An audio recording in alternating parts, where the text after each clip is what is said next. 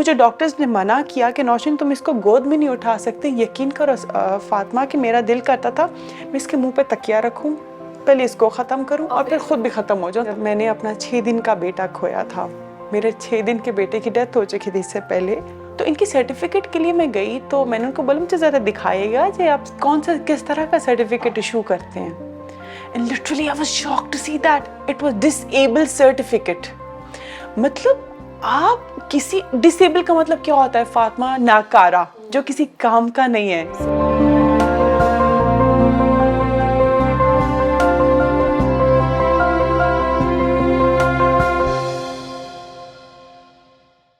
अस्सलाम वालेकुम, this is Fatima Sharaz and welcome to the Momcast. औरत जो एक बहन है, दोस्त है, बीवी है और माँ है। माँ वो रिश्ता है जो तमाम रिश्तों से अफजल और बेहतरीन है। एक औरत जब माँ बन जाती है तो वो तमाम रिश्तों पे भारी होती है। ऐसे ही तो नहीं कहा गया कि माँ के कदमों तले जन्नत है, क्योंकि माँ वो तमाम रोल प्ले करती है जो कि कोई भी औरत अकेले नहीं निभा सकती। माँ औरत को एक ऐसी ताकत देती है जिससे वो सब कुछ कर सकती है, इवन पहाड़ों को तोड़ सकती है। मॉमकास्ट में हम आपको मिलवाएंगे ऐसी ख़वातीन से जो कि इसी तरह के काम कर रही हैं, अपना नाम रोशन कर रही हैं, ना सिर्फ अपने घरों को आगे लेके जा रही हैं, अपने नाम को आगे बढ़ा रही हैं, बल्कि वो एक सोसाइटी में रिफॉर्मेशन लेकर आ रही हैं। आज हमारे साथ एक बहुत ही प्यारी, कम उम्र, खूबसूरत, एक ऐसी आइडियल खातून मौजूद हैं जिन्होंने ना सिर्फ अपने घर वालों का, अपना नाम रोशन किया, अपने इलाके का नाम रोशन किया, बल्कि पूरे पाकिस्तान का नाम रोशन किया। आज हम मिलेंगे नौशीन बरकत से, जो बताएंगी अपनी कहानी। अस्सलाम वालेकुम। अस्सलाम वालेकुम फातिमा, कैसी हैं आप? शुक्र अल्हम्दुलिल्लाह, आप कैसी हैं? बिल्कुल ठीक। नौशीन, आपने जो तीर मारा, ठीक है, या जो आप काम कर रही हैं, वो अब तक पूरे पाकिस्तान में किसी औरत ने नहीं किया। और ऐसी औरत जो माँ है, माशाल्लाह 2 बच्चे हैं आपके, उसमें आप अपना बिजनेस कर रही हैं, और ऐसा बिजनेस जो आज तक किसी ने नहीं किया, और इतना मुश्किल काम, मतलब मैं तो देख भी नहीं सकती। देखिए फातिमा, मेरे ख्याल से दुनिया में कोई भी काम आसान होता नहीं है, चाहे वो छोटे से छोटा काम ले लिया, बड़े से बड़ा काम ले। हर काम में आपको मेहनत चाहिए होती है, ऑनेस्टी चाहिए होती है, शौक चाहिए होता है सबसे बड़ा काम। तो ये मेरा शौक बन गया काम। ये कैसा शौक था कि आपने शहद की मक्खियाँ पाली? मतलब डर नहीं लगता? यानी हम तो देख भी नहीं पाते, और आप इतना इंटेंस काम कर रही हैं। 2 स्टोरीज है फातिमा यहाँ से, जिसकी वजह से जो हमने शहद की मक्खियाँ पाली, शहद की मक्खियों से प्यार करना सीखा।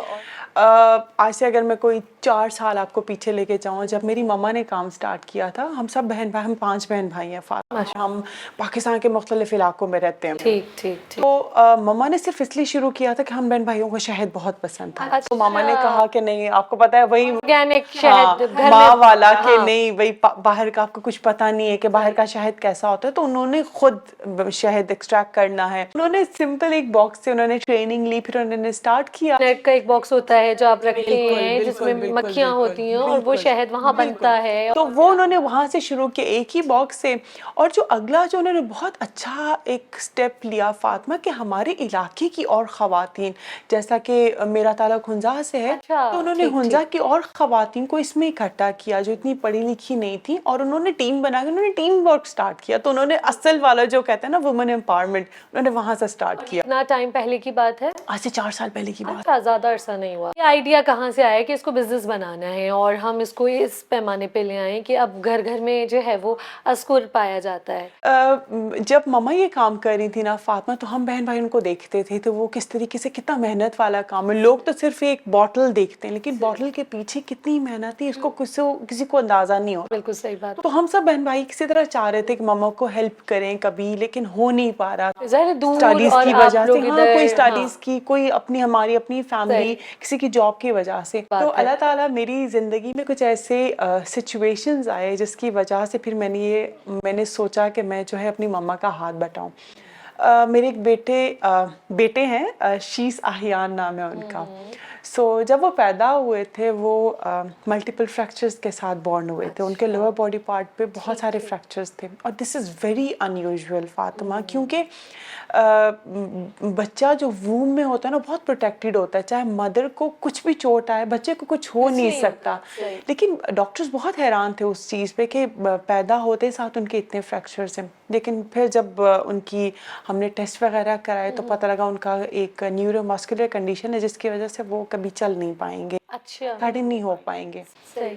तो वो टाइम मेरे लिए बहुत टफ टाइम रहा। और वो कितना, वो भी यही टाइम पीरियड था, 4 साल। यही टाइम पीरियड था। हाँ, उनको 3.5 साल, उनकी 3.5 साल है। मैं बिल्कुल बाउंड होके रह गई थी फातिमा के घर में, हॉस्पिटल में। घर इतना चैलेंजिंग टाइम था कि कभी कभी मैं अपने बच्चे का दर्द कहीं से कम कर नहीं पा रही थी। वो मुझे डॉक्टर्स उठाने नहीं दे रहे थे हाथ में कि इनको और फ्रैक्चर हो जाएगा, आप मत ना उठाएं इनको। वो तो इतना नाजुक होता है कि हाथ भी लगाया तो वो इवन डॉक्टर्स ने मुझे कहा था ये अगर कफ भी करेगा तो इनको फ्रैक्चर्स के चांसेस हैं।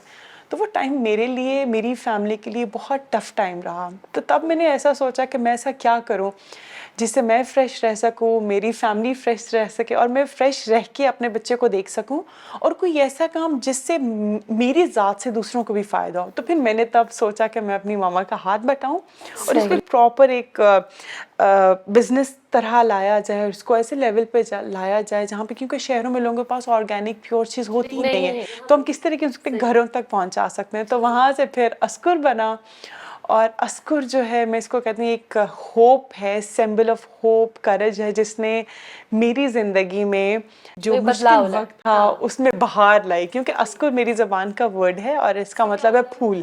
तो फूल देखें तब आते हैं ना फातिमा, जब खज़ां के बाद फूल खिलते हैं, तो उसको हम बहार कहते हैं। तो मेरी ज़िंदगी में जो मुश्किल वक्त आया, जो खज़ां आई थी, उसमें जो बहार लाई है वो अस्कुर लेके आई। जो आप ये बात बता रही हैं कि खिजा के बाद बहार, तो मुझे लगता है कि आपके आंगन में तो 2 फूल खिले, एक तो शीज़ और शीज़ लेकर आया अस्कुर। बिल्कुल ऐसे ही है मेरे लिए, दोनों बच्चों जैसे। अब तो ये जो मैंने छोटा सा वेंचर स्टार्ट किया जिसमें हम हनी प्रोवाइड कर रहे होते हैं, तो ये मेरे लिए मेरे बच्चों जैसा है, बिल्कुल वैसा ही। मुझे इतना ही इससे प्यार है अस्कुर से। और अब मैं मुझे लोग पहचानना इसी से शुरू हो गए कि नौशीन शहरबाजी वाली, हाँ। और मुझे नौशीन अस्कुर कहा जाता है। प्राउड फील होता है बहुत ज़्यादा कि अपना एक ब्रांड बना लिया। और देखिए फातिमा, मैं ये भी कहती हूँ कि अल्लाह ताला अगर आपको किसी सिचुएशन में डाल देता है ना, पीछे कोई वजह होती है, एक दरवाज़ा बंद हो जाता है तो आपके लिए हज़ारों रास्ते साथ साथ खोल देता है। तो आज मैं जिस मकाम पे हूँ वो अपने बेटे की वजह से, उसकी वजह से मैं एक एंटरप्रेन्योर बनी हूँ। शायद अगर मुझे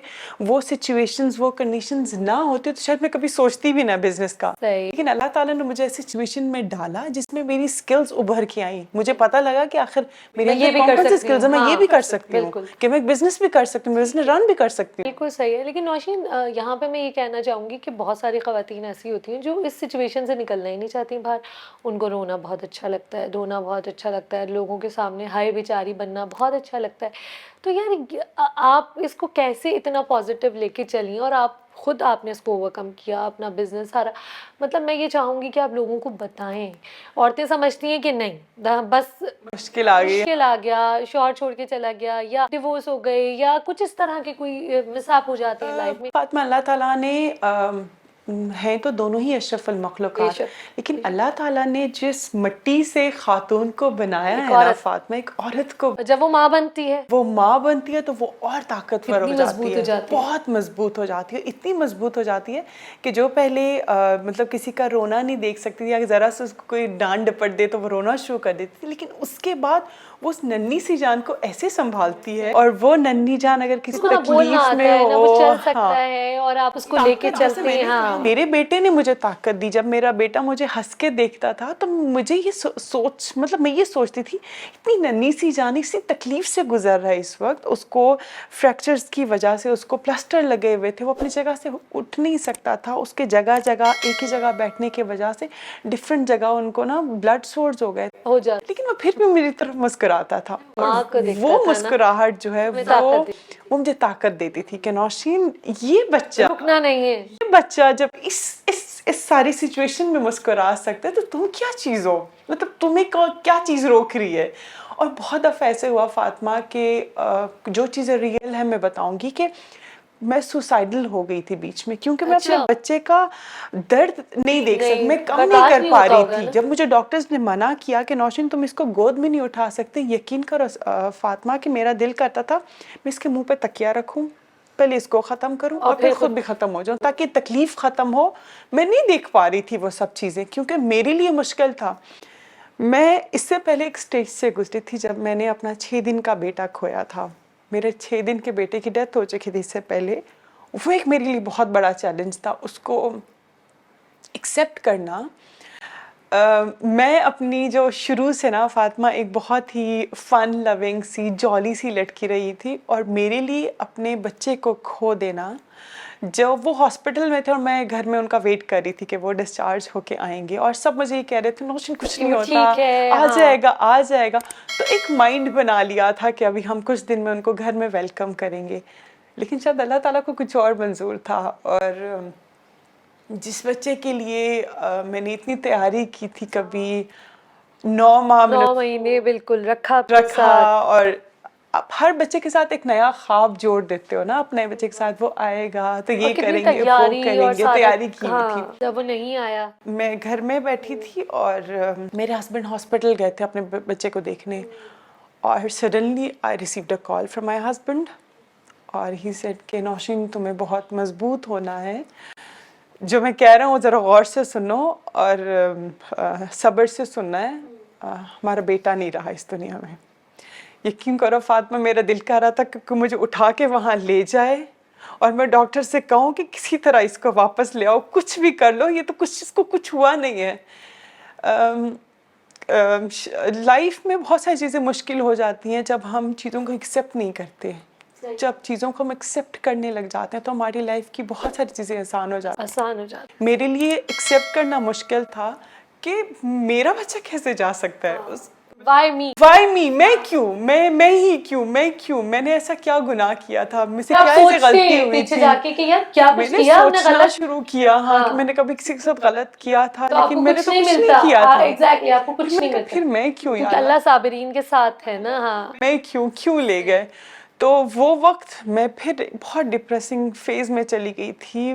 this was the biggest trauma of my life. लेकिन अल्हम्दुलिल्लाह मेरी फैमिली की सपोर्ट से और ख़ुद की मैंने एक, क्योंकि मेरी एक बेटी है, मुझे उनके लिए रहना था, मुझे उनके लिए फ्रेश होना था। वो 8 साल की है। आपका ये सेकंड बेबी जो था उनकी डेथ, हाँ वो उनसे 3 साल के छोटे थे। अच्छा, तो तकरीबन 5 साल हाँ पहले ये बात हुई है। और शीज जो है वो 3.5। हाँ वो 3.5 साल के हैं।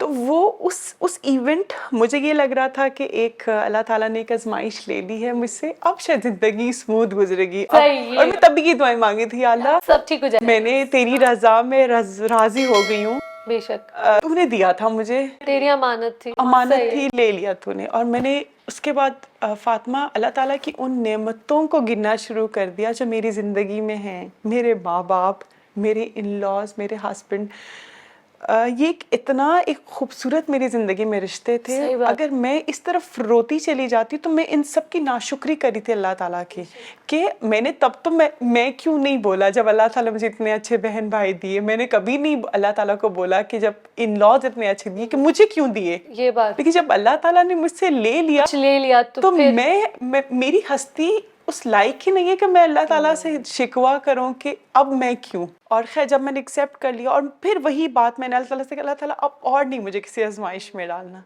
लेकिन तो अल्लाह की प्लानिंग कुछ और है ना। अल्लाह ताला की प्लानिंग और होती है फातिमा, हम सोचते कुछ और हैं। फिर जब शीज़ की पैदाइश हुई और इसके बाद फिर मुझे ये पता लगा कि ये कभी चल नहीं पाएगा, ये कभी खड़ा नहीं हो पाएगा। फिर मैंने कुछ देर के लिए, इंसान है ना, भटकता है, और मैंने कुछ देर के लिए फिर अल्लाह ताला से शिकवा कि मैंने कहा अल्लाह ताला फिर मैं क्यों। मतलब मैंने बहुत मुश्किल से खुद को संभाला था। मैंने आपकी रज़ा में राज़ी हो गई थी, मैंने सब्र कर लिया था, मैं तेरी शुक्रगुजार होती चली गई थी। फिर ऐसा क्यों, मतलब फिर दोबारा से मैं क्यों। ये वाला चैलेंज ज़्यादा मुश्किल था, उस बच्चे को उस हालत में देखना। फिर मैं यही कहूँगी कि हर उस माँ को कहूँगी कि जो किसी मुश्किल में होती है, जिसका बच्चा चला जाता है, वो खला पूरा नहीं हो सकता कभी ज़िंदगी में, क्योंकि वो आपकी औलाद, वो आपके साथ रहता है। लेकिन आप एक्सेप्ट जब करते हो ना चीज़ों को, तो आपके लिए आसानियाँ होती हैं। अब उन माओं से, उन ख़वातीन से कहूँगी कि किसी की भी जिंदगी आसान नहीं Perfect नहीं होती। होती है। किसी की, हम अक्सर कह रहे होते हैं ना कि यार मेरे साथ ये मुश्किलें हैं, तो मुझे देखो वो कितना चैलेंजेस हैं, परफेक्ट वो है कितनी और खुश। हम कंपैरिजन पे चले जाते हैं हाँ, यार, वो बहुत ऐसा नहीं है। नहीं होता हर एक जिंदगी की हर जिंदगी किसी में। की, अगर मेरी जिंदगी में औलाद की आजमाइश है तो किसी और की जिंदगी में फाइनेंशियल आजमाइश होगी, किसी की जिंदगी में रिलेशनशिप्स की आजमाइश होगी। बिल्कुल हर बिल्कुल। किसी की जिंदगी में आजमाइश है, लेकिन हमें उस वक्त अल्लाह ताला पे तवक्कल करना होता है और जो भी सिचुएशन में उसका पॉजिटिव साइड देखें। फॉर एग्जाम्पल, मैंने उस वक्त ये देखा कि जब मेरे बच्चे की डेथ हुई तो मुझे फैमिली से बॉन्डिंग का और मौका मिला, बिल्कुल। अल्लाह ताला से ताल्लुक बढ़ाने का मुझे मौका मिला। और उसके बाद अब इस बेटे की तरह दफ़ा में जब ये सब हुआ तो अब देखिए मैं क्या बन के उभरी हूँ। अल्लाह ताला ने अगर एक जगह मुझे कहीं काम किया है तो एक जगह से मुझे इतना नवाजा है कि मैं तो कभी कभी मतलब मैं इस चीज़ को हजम नहीं कर पाती कि अल्लाह ताला ने मुझे इतना नवाजा है। तो हमेशा अपने आप को पॉजिटिव रखें, कोई भी सिचुएशन की पॉजिटिव साइड को देखें कि अगर ऐसा है तो अल्लाह यहाँ से देखें कि और आप क्या कर सकते हैं, आप लोगों के काम कैसे आ सकती हैं, आपके थ्रू किसी और को कैसे फ़ायदा पहुँच सकता है। जो माँ का दुख है ना, माँ और बच्चे के बीच का जो कनेक्शन है वो बाप और बच्चे के बीच में नहीं होता, क्योंकि जाहिर है माँ 9 महीने बच्चे को रखती है। वो कनेक्शन एक डिफरेंट कनेक्शन होता है फातिमा। ठीक है। एक माँ और बच्चे का कनेक्शन टोटली बिल्कुल अलग डिफरेंट, ठीक है। और अगर पहले ज़माने में देखा जाए तो बाप का इतना कोई रोल होता नहीं था, बस उन्होंने कमा के लाना है। लेकिन अगर हम आजकल के सिनेरियो की बात करें तो इसमें बाप का बहुत बड़ा रोल है। वो ना सिर्फ कमा के ला रहा है बल्कि बच्चों के साथ उनकी जो इन्वॉल्वमेंट है और वो भी है, इंटरेक्शन वो बहुत इंटरेक्शन है, अब ज़्यादा, है, हाँ, पहले के पहले ज़माने से नहीं अब होती है। थी, बिल्कुल। और अब थोड़ा सा डिफरेंस ये भी आया है कि पहले माँ सिर्फ घर में होती थी ना, लेकिन अब ये है कि माँ ने भी काम माँ ने करना भी है, काम करना है। बाप ने भी काम करना है। तो वो जो रोल्स है ना वो दोनों पे डिवाइड हो जाते हैं, माँ और बाप दोनों पे। सही, तो मेरे according ख्याल to the से हाँ time। बिल्कुल, तो बाप का भी उतना ही रोल होना और होना चाहिए। और जब आपके पास स्पेशल नीड चाइल्ड होना फातिमा, तो आपकी एक्सपेक्टेशंस बढ़ जाती हैं, बिल्कुल। मदर की तरफ से एक्सपेक्टेशंस बढ़ जाती हैं कि जो जिस तरीके से आप अपने रिस्पॉन्सिबिलिटीज़ प्ले कर रहे हो, एक माँ जो है वो बहुत इमोशनली चीज़ों को देख रही होती हैं, प्रैक्टिकल भी देख रही होती है नो डाउट, लेकिन बहुत सी जगहों पे Obviously। उसका इमोशनल कनेक्शन होता है वो बच्चों के अलग साथ। ही चीज़ है, तो बिल्कुल। जब ये वाली सिनेरियो होते हैं, या तो हस्बैंड एंड वाइफ का बॉन्ड बहुत स्ट्रांग होता चला जाता है या फिर वो कहीं ना कहीं मैं वीक हो यही जाता जानना है चाह रही हूँ कि जब ऐसी इस कोई सूरत सिचुएशन हाल आती है। में आपका आपके हस्बैंड के साथ रिलेशनशिप में क्या कोई ट्विस्ट आया, या आपको उसको भी लेके चलना था तो उसको भी आपने टाइम दिया, उस रिलेशनशिप को किस तरह आप लेके चली? एंड ऑब्वियसली मुझे ये लगता है कि हस्बैंड्स कहीं ना कहीं डिमांडिंग होते हैं। बात फिर वही है क्योंकि वो उस चीज़ को समझ नहीं पाते हैं, जिस तरह माँ देख रही होती है अपने बच्चे को या अपने बच्चे की तकलीफ को, उस तरह से बाप नहीं देख पाता। तो उसमें आपके रिलेशनशिप कितने अफेक्ट हुआ वो चीज़? मैंने ये फील किया है फातिमा कि जो फादर्स होते हैं ना दे आर मोर प्रैक्टिकल, और जो मदर्स होती हैं दे आर मोर इमोशनल, ठीक है। तो इस सिचुएशन में भी ऐसा आया कि जब हमारे डॉक्टर्स ने मेरे बेटे का कहा कि ये नहीं चल सकता, नहीं चल सकेगा जिंदगी में, क्योंकि इसकी रिपोर्ट्स ऐसी हैं, उनको सीएमटी है, नहीं दिखी हाँ, होगी कोई होप नहीं दिखी, या कोई तो ट्रीटमेंट या कुछ मेरे इस तरह? हस्बैंड ने from the very beginning he was very practical कि हाँ नहीं चल सकता, Clear हो उसको गए ना? एक्सेप्ट करना है हाँ, चीजें। ठीक है। लेकिन I somehow was too reluctant to even accept that fact कि मेरा बच्चा नहीं चल सकता। I was continuously trying कि मैं कुछ ऐसा करूं कि सब कुछ ठीक हो कोई जाए, रास्ता कोई निकल रास्ता आए, नहीं कोई छोड़ना, चीज, कोई सब्स्टिट्यूट, हाँ, कुछ हो जाए। मैंने किसी डॉक्टर को नहीं छोड़ा, मैंने फिजियोथेरेपी जारी रखी, अपने मैंने सब इत्मीनान कुछ, करने हाँ, के लिए। उनके टेस्ट कराए, वो बिल्कुल। इतने पेनफुल उनके टेस्ट होते थे, लेकिन मैंने वो कराए वो। लेकिन मुझे मेरे हस्बैंड ने फ्री हैंड दिया, तुमने जो करना है करो, हाँ, जो करना है तुम्हारी तसल्ली हो जाएगी। अभी भी ऐसा है, लेकिन somehow मैं कभी कभी ये कहती हूँ कि इतना प्रैक्टिकल नहीं होना चाहिए। हाँ प्रैक्टिकल हो, लेकिन साथ साथ उनको इमोशंस समझने चाहिए कि अगर माँ कह रही है कर लें तो साथ साथ मतलब कर ले। कभी कभी इमोशनल होने में कोई फर्क नहीं हाँ, पड़ता, कुछ होता नहीं है। आपका जो पार्टनर है, हाँ, वो कहीं ना कहीं उसे कंफर्ट मिल रहा है, उसको इस तरीके कंफर्ट से। मिल रहा है उस क्योंकि चीज आप से, देख तो रहे होते हैं अपने पार्टनर की तरफ, सम टाइम ऐसा लगता है आपको कि आप बिल्कुल अकेले, आप अकेले खड़े हैं, आप अकेले स्ट्रगल कर रहे हैं। ऐसे लगता है ना, ऐसा लगता है कभी कभी जैसे ये सब सिर्फ मैं कर रही हूँ, या सब सिर्फ मैं, वो क्या ये सिर्फ मेरा बच्चा है, क्या सिर्फ मेरा बच्चा है, सिर्फ मुझे करना है। बिल्कुल। ऐसा नहीं है कि उनकी तरफ से सपोर्ट नहीं है, लेकिन वही जो प्रैक्टिकल अप्रोच होती है ना वो कभी कभी इंसान को कहीं डिस्करेज कर देती है। कभी कभी आप कोई बात नहीं, इसमें आपके रिश्ते पे फर्क पड़ा? थोड़ा ये बहुत जानना बड़ा मैं चाह कह सकती हूँ। बीच में स्ट्रांग भी हुआ, मतलब फेजेस थे। एक बार ठीक है। बहुत स्ट्रांग हुआ, बीच में वीक हो गया। ये इसी वजूहात की वजह से कि he was being so practical and I being so emotional to the things, तो बीच में वीक हो गया, ट्विस्ट हो गया। हाँ, तो ये तो ट्विस्ट आते रहते हैं मेरे ख्याल से, ये साथ साथ ठीक में ठीक। आपके। तो अब हम बात करते हैं अस्कुर की। तो आप कराची में रहती हैं और बिल्कुल। आपका जो ब्रॉटअप है वो आपका हुंजा, बिल्कुल। ठीक है, आपका आप बिलोंग करती हैं हुंजा से और आपकी जो मदर है वो वहाँ पर होती हैं। बिल्कुल। तो ये कैसे आप करती हैं कि पूरे पाकिस्तान में, और माशाल्लाह अब तो फिर आप बताएंगी अभी बिल्कुल। कि आप आगे इंटरनेशनल लेवल पे जा रही हैं माशाल्लाह, लेकिन ये कैसे आपने एक जाल बिछाया कि हुंजा को कराची और कराची को हुंजा से कनेक्ट किया, और आप किस तरह से अपने बिजनेस को लेके चल रही हैं ताकि हमें पता चले? फातिमा, जो शुरू करना था बिजनेस वो मेरे लिए इवन बहुत टफ था जब मैंने स्टार्टअप इसको, मुश्किल होता हाँ, है। कि लेना, मतलब शुरू करना बहुत मुश्किल था। बच्चे के साथ, फैमिली के साथ कैसे होगा। एक है ना हमारा कि लोग क्या कहेंगे कि बेटा को इस हालत में छोड़ के तुम और ये नई चीज शुरू कर दी तुम बिजनेस और कर रही हो हाँ। और ये सब, तो ये बहुत सारे ख्यालात मेरे जहन में आए। लेकिन मेरी प्रायोरिटी थी मेरा बच्चा, मैं, मेरी फैमिली। मुझे लग सही। रहा था कि इस चीज़ से मैं एक डिप्रेसिंग सा मेरा माहौल बना हुआ है, मैं उससे निकल सकती हूँ। सही। और इसने वाकई से मुझे निकाला फातिमा। तो बस मैंने अपने फैमिली से डिस्कस किया, माय फैमिली सपोर्टिव, उन्होंने सपोर्ट किया, उन्होंने गो अहेड दिया, मुझे हेल्प किया कि मैं इसको मतलब जो भी मैंने इसको नाम सोचने में पहले टाइम लगाया। अस्कुर मैंने इसका नाम रखा। And Askur is a word from my language Burushaski, it means flower. फिर वही ना कि मेरी जिंदगी में जो बाहर आई है तो मैंने उसका नाम मैंने रिलेट किया अपनी लाइफ से। फिर ये कि मेरा अच्छा ये रहा कि मेरे पेरेंट्स ऑलरेडी वहाँ रह रहे हैं हुंजा में, तो वहाँ पे वो संभालती हैं, उनके साथ जो पूरी टीम है वो फील्ड पे वो काम करती हैं। और फिर क्योंकि मेरी फैमिली यहाँ रहती है, मैंने यही सोचा कि वो वहाँ से हनी एक्सट्रैक्ट करने के बाद डायरेक्ट बस आती है हुंजा से यहाँ, जो 2 दिन लगते हैं उसको आने में, तो उसमें मुझे यहाँ हनी भेजते हैं और बाकी फिर यहाँ से काम, आप डिस्ट्रीब्यूट हाँ, फिर करती यहाँ हैं का पूरा। सारा काम जो है वो मैं ऑनलाइन, जो भी डिलीवरीज होती हैं वो फिर मैं ऑनलाइन यहाँ पे मैं हैंडल कर रही होती हूँ। जबरदस्त। तो ये काम स्टार्ट किया और अब अल्हम्दुलिल्लाह Fatima, we are the only and first women led honey brand in Pakistan, जिसमें सब काम खवातीन करी, फ्रॉम एक्सट्रैक्शन से लेके हनी बीज से देखने से लेके पैकेजिंग से लेके मार्केटिंग से लेके कस्टमर सर्विस से लेके everything is done by women.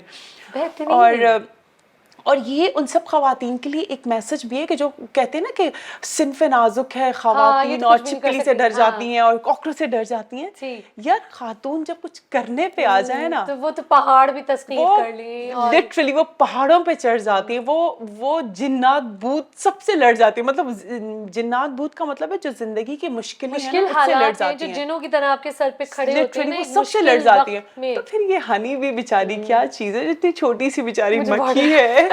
और इसकी जब आप ये पढ़ते हो ना फातिमा, तो इसमें आपको अल्लाह ताला की कुदरत नजर आती है।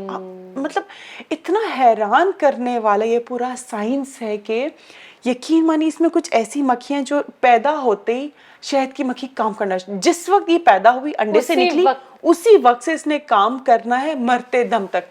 और इसके बाद इनका जो सिस्टम है, जो कम्युनिटी सिस्टम है, वो इतना स्ट्रॉन्ग है। इससे हम इंसानों को सीखने का मौका मिलता है कि आपको जिंदगी में काम काम काम करना है। दूसरा, अपना कम्युनिटी सिस्टम इतना अच्छा है। क्या करते हैं कि इसमें एक क्वीन है जिसने पूरा देखना है, इसमें वर्कर बीज हैं, इसमें गार्ड बीज हैं। गार्ड बीज ऐसी बीज होती हैं जो ना बॉक्स के बाहर ऐसे मतलब गार्ड करती हैं, और बाहर से बिल्कुल बाहर मतलब चलती रहती हैं दरवाजे के पास। लगा कि कुछ होने वाला है तो वो इतना इंटरेस्टिंग का काम है कि जब बाहर से बी आती है ना, हनी बी खुराक लेके, अगर उसके साथ कोई गंदगी चिमट गई कहीं से, उसको अंदर नहीं आने देती। जबरदस्त। तभी मतलब इतना प्योर है। और हनी भी कभी भी किसी गंदी चीज पे बैठेगी नहीं, इसीलिए तो अल्लाह ताला ने शहद में शिफा रखी है। सिवाय मौत के कुरान पाक में इलाज बिल्कुल कुरान पाक में शहद का जिक्र है कि सिवाय मौत के इसमें हर चीज की दवा है। तो जिस चीज का जिक्र अल्लाह पाक ने कुरान पाक में किया है, उससे मुकद्दस चीज, उससे पाक चीज और क्या हो सकती है। अगर उन चीजों की हम देखभाल कर रहे हैं तो इससे बड़ी बात क्या होगी। और दूसरी बात जो बहुत से लोगों को नहीं पता फातिमा, कि ये सिर्फ शहद नहीं है। हनी बीज जो हैं वो बिगेस्ट पॉलिनेटर हैं। ये इकोसिस्टम को ecosystem को बैलेंस balance रखने करती में हैं, हेल्प बिल्कुल। करता है।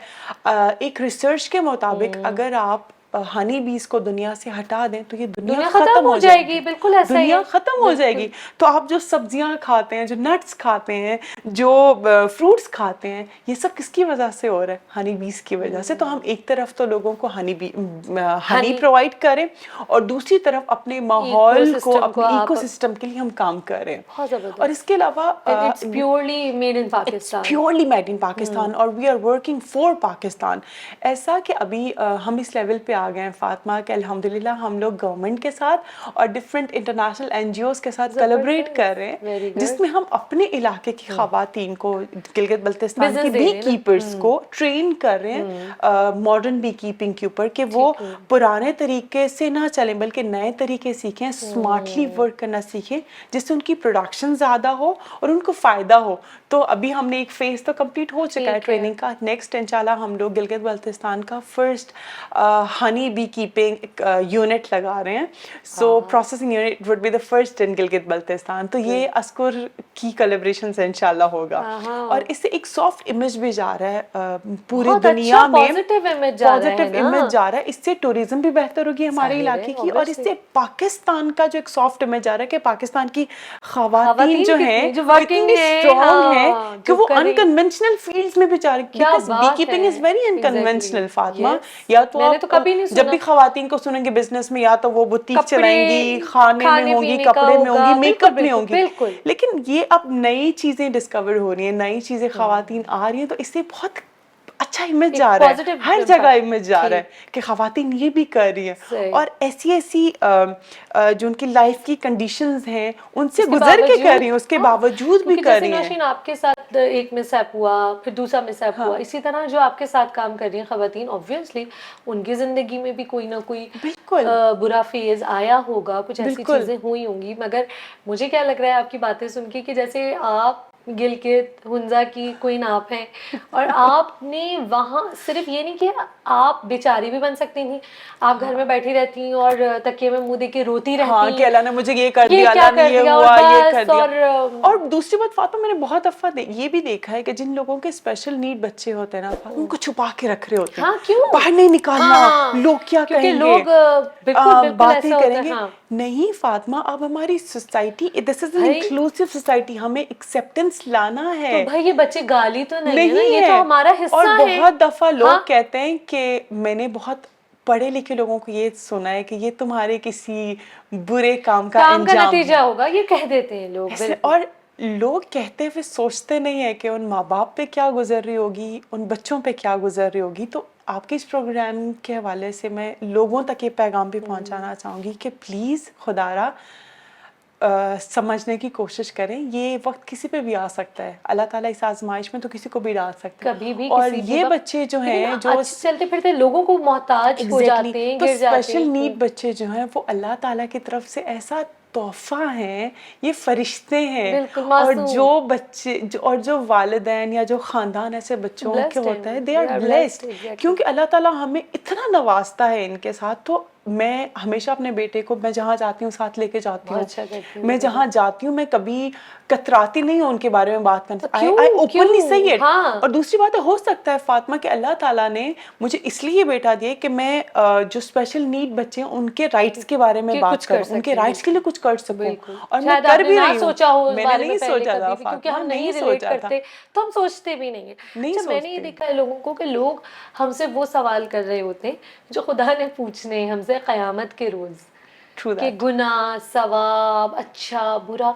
ये तो कोई भी जज नहीं कर सकता, ये तो अल्लाह की ज़ात है ना। हमें वो सवाल करने चाहिए कि तुम तकलीफ में तो नहीं हो। ट्रू दैट फातिमा, और ये सवाल बहुत कम लोग करते हैं। मुश्किलात तो फिर वही बात है, हर किसी के पास आ जाती। अगर ऐसी सिचुएशन आ जाती है तो लोग, हो सकता है वो बस अपने आप को बेचारगी वाला, क्यों? आप हाँ। अगर बेचारगी वाला रहेंगे तो आप वो बेचारगी वाली फीलिंग अपने बच्चे को भी दे रहे हैं। को भी ट्रांसफॉर्म आपने उसको करेंगे। कॉन्फिडेंट बनाना है, Exactly. दुनिया से लड़ना सिखाना है, और कब तक दुनिया में रहेंगे जीना माँ-बाप? सिखाना है। बिल्कुल, ट्रू दैट। क्योंकि उस बच्चे के साथ कभी भी हमेशा नहीं रहेगी माँ। एक दफ़ा किसी ने मुझसे सवाल पूछा, जो मैं इस सवाल से बहुत डरती थी फातिमा, के नौशीन कभी तुमने सोचा है कि तुम्हारे बाद तुम्हारे बेटे का क्या होगा? इस सवाल ने मुझे झंझोड़ के रख दिया था फातिमा। फॉर एन इंस्टेंस मुझे लगा कि सीने मेरी ना यहाँ से रूह ऐसे मेरी खींच ली। सांसें खींच ली है, मेरी रूह निकाल दी है। इस सवाल को तो मैंने कभी सोचा ही नहीं था। फिर लेकिन मैंने लोग उसके बाद- सोचते। हाँ, फिर मैंने सोचा कि जो कॉन्फिडेंस मैं उसको दे रही हूँ आज, बिल्कुल। जो मैं करेज इसको दे रही हूँ, जो मैं स्ट्रांग बना रही हूँ, मेरे ख्याल से वही सब कुछ है। कल को मैं हूँ ना हूँ, उसमें इतना कॉन्फिडेंस है लड़ने का। और अब उसने भी एक्सेप्ट, अब चीज़ों को एक्सेप्ट कर लेते हैं ना, कोई बात नहीं है तो कोई बात नहीं।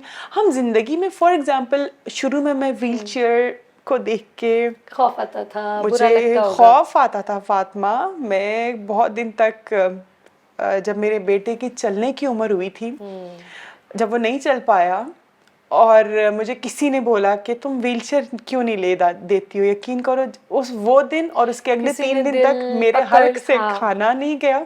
तो फातिमा वो दिन मेरे लिए इतने कुछ मुश्किल थे। मैं अगले कुछ दिनों तक मैं नॉर्मली काम तो कर रही थी, लेकिन मैं अंदर से मुर्दा थी बहुत सारी जगहों पे। मैं बहुत सारी सोचों में थी कि मेरा बच्चा व्हीलचेयर पे बैठेगा, जो मेरे लिए एक्सेप्ट करना मुश्किल था।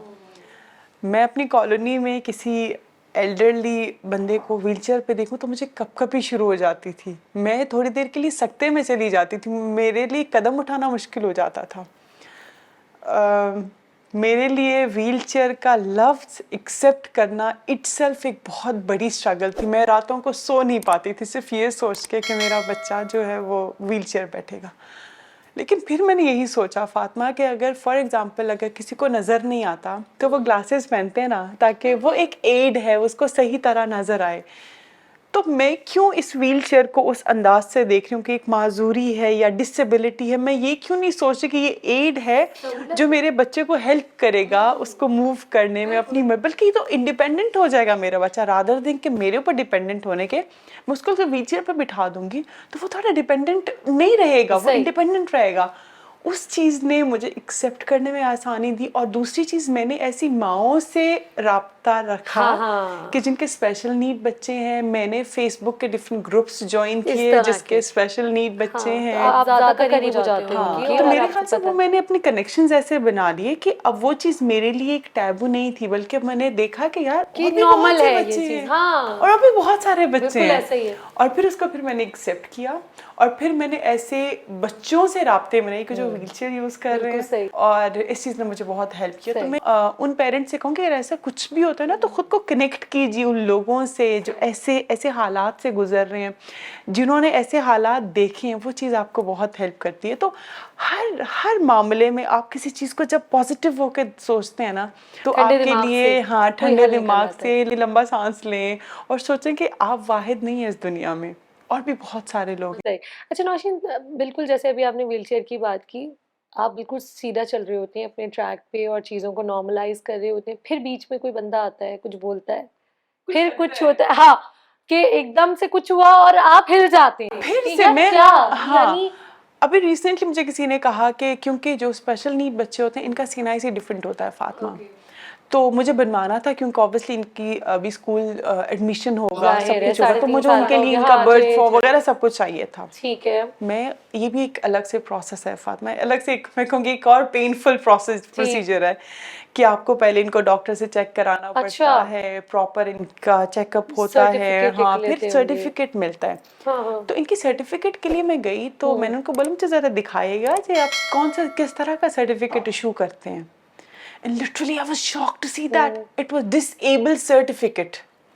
मतलब आप किसी डिसेबल का मतलब क्या होता है फातिमा? नाकारा, जो किसी काम का नहीं है। सही, ये तो टर्म ही गलत है। एक बच्चे को लेबल लगा रहे हो डिसेबल।